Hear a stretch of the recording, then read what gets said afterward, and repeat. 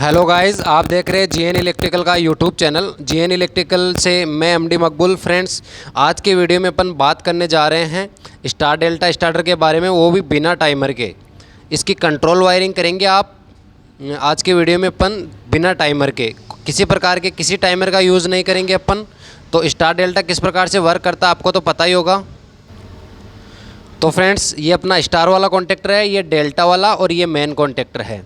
तो आपको पता होगा कि जब अपना एक स्टार डेल्टा मोटर चलता है तो ये दोनों कॉन्टेक्टर पहले स्टार्टिंग में लगते हैं। जैसे ही ये कॉन्टेक्टर ऑफ होता है तो ये कॉन्टेक्टर ऑन हो जाता है। इस प्रकार से अपना स्टार डेल्टा वर्क करता है।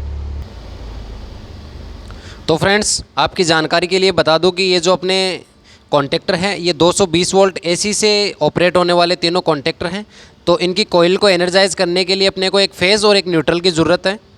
तो इस एमसीबी से अपन लेंगे फेज़ और न्यूट्रल। इसका जो फर्स्ट पोल है वो न्यूट्रल है और इसके आगे के 3 पोल जो हैं वो फेज़ है। तो अपन कोई से भी ले सकते हैं आगे के 3 पोल। तो मैं यहाँ से फर्स्ट न्यूट्रल उठाऊँगा और तीनों कॉन्टेक्टर के एक एक टर्मिनल पे दे दूँगा। चाहे तो मैं A2 पे दे दूँ या A1 पे दे दूँ। तो मैं तीनों कॉन्टेक्टर के A2 टर्मिनल के ऊपर न्यूट्रल वायर को दे देता हूँ। यहाँ से इस कॉन्टेक्टर को दे दूँगा मैं,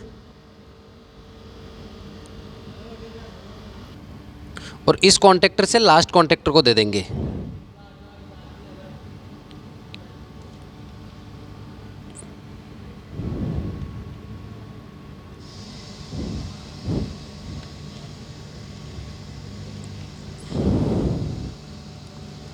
तो A2 टर्मिनल के ऊपर मैंने तीनों कॉन्टेक्टर को न्यूट्रल वायर सप्लाई दे दिया है। न्यूट्रल का जो वायर है वो A2 टर्मिनल पे आ चुका है। अब जैसे ही मैं A1 पे फेस देता हूँ तो अपना जो कॉन्टेक्टर है वो एनर्जाइज हो जाएगा। तो फ्रेंड्स, यहाँ से मैं एक फेज़ वायर उठाऊँगा। अगर अपन इसके बाद OLR यूज़ लेते हैं तो OLR के NC से आउट करेंगे उस फेज़ को। अगर हम OLR नहीं यूज़ कर रहे हैं तो मैं यहाँ से फेज़ इसको डायरेक्ट दे दूँगा। अगर अपन OLR यूज़ कर रहे हैं तो यहाँ से फेज़ OLR के NC में जाएगा, OLR के NC से आउट होके इसमें आएगा स्टॉप पुश बटन में। बट अपने पास कोई OLR नहीं है तो इसको अपन डायरेक्ट दे देंगे। यहाँ से मैं एक फेज़ उठाऊँगा,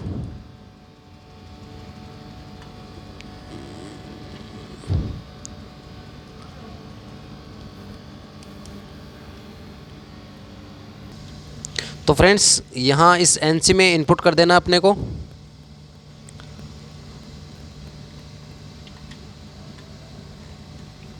और इस NC से आउट करके इस NO कॉन्टेक्ट में लेके आएंगे अपन। यहाँ इस NC में डालना है अपने को और NC से आउट करके इस NO कॉन्टेक्ट में लेके आना है। तो फ्रेंड्स, आप देख सकते हैं अपना सप्लाई कहाँ से कहाँ तक पहुँच गया है। यहाँ से अपना सप्लाई निकला और NC में आया, NC से आउट होके NO में आ गया। अब NO से मैं आउट करूँगा और इसके NC से आउट करके इस कॉन्टेक्टर को एनर्जाइज करवाऊँगा। क्योंकि मैं इसमें डायरेक्ट इसके A1 टर्मिनल पे नहीं दूंगा, मैं इसके NC से होते हुए दूंगा ताकि इन दोनों के अंदर इंटरलॉकिंग हो जाए। तो यहाँ से यहाँ के लिए एक वायर लिया है मैंने। यहाँ मैं इसमें सप्लाई दूंगा। तो यहाँ मैंने कनेक्ट किया। यहाँ से फिर मैं इसको करूँगा NC में कनेक्ट।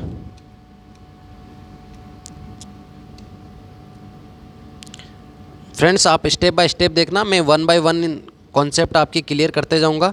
इस दूसरी साइड के NC से आउट करके इस A1 टर्मिनल के ऊपर लेके आना है अपने को। तो ये वायर आ जाएगा कि ये छोटा है थोड़ा, ये वाला लगा दे।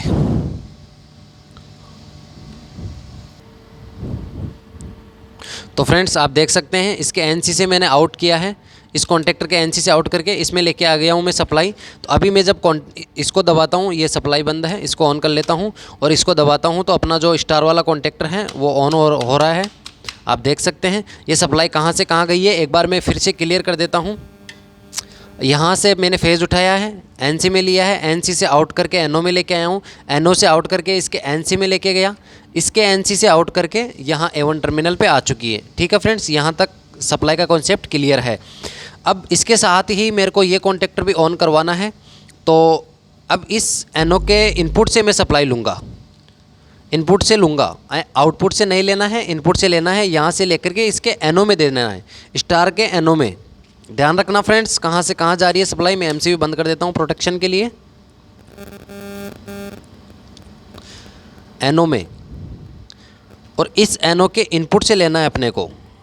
जिस प्रकार से अपन होल्डिंग का लेते हैं वैसे ही लेना है अपने को। ये होल्डिंग तो नहीं है बट वैसे ही अपने को लेना है, क्योंकि जब ये कॉन्टेक्टर स्टार वाला कॉन्टेक्टर ऑन होगा तभी अपना सप्लाई आउट होना चाहिए। जब ये कॉन्टेक्टर अंदर जाएगा तब यहाँ जो सप्लाई है वो आउट हो जाएगा, आउट होके A1 टर्मिनल पे चला जाएगा। तो यहाँ NO से आउट करूँगा मैं इसको।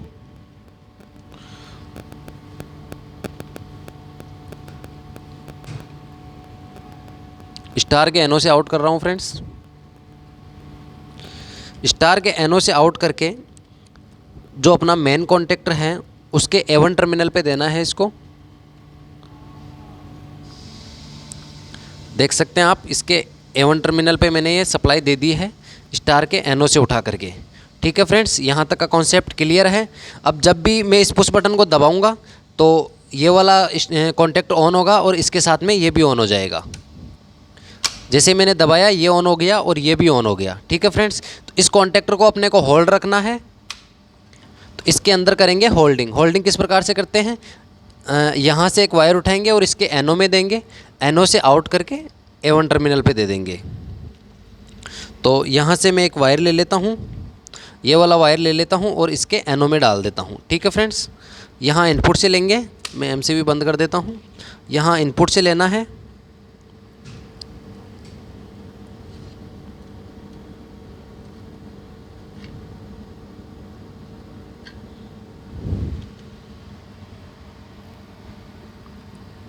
यहाँ NO में देंगे इसके।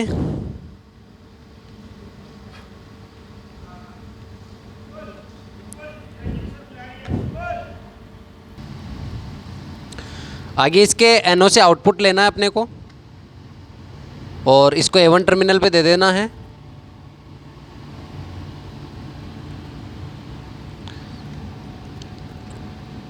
यहाँ A1 टर्मिनल पे दे देना है इसको, जिससे कि इसकी होल्डिंग हो जाए।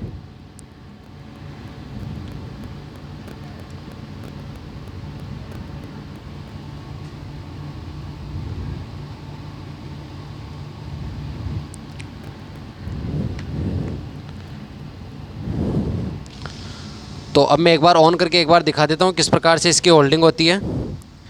ये मैंने दबाया, ये वाला ऑन हो गया, ये वाला ऑन हो गया। अब मैं जैसे ही छोड़ता हूँ ये वाला ऑफ़ हो जाएगा और ये वाला होल्ड रहेगा।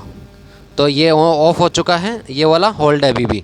अब जैसे ये ऑफ़ होता है तो ये ऑन होना चाहिए। तो इसके लिए इसकी सप्लाई जो है यहाँ इसके NC से आउट करना है अपने को। इस कॉन्टेक्टर में NO से NC में डालना है और NC से आउट करके इस कॉन्टेक्टर को A1 टर्मिनल पे दे देना है। तो यहाँ से NO से NC पे डालना है। एक छोटा सा लूप वायर लूँगा,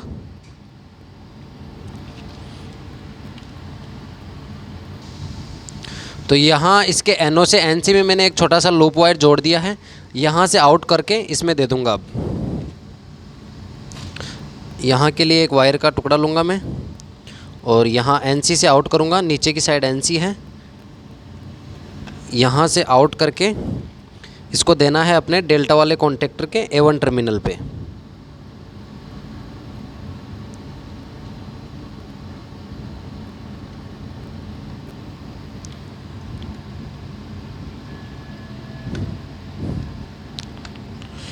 ये भी मैंने जोड़ दिया है। अब MCB ऑन करता हूँ और एक बार चला के देखते हैं किस प्रकार से ये काम करता है।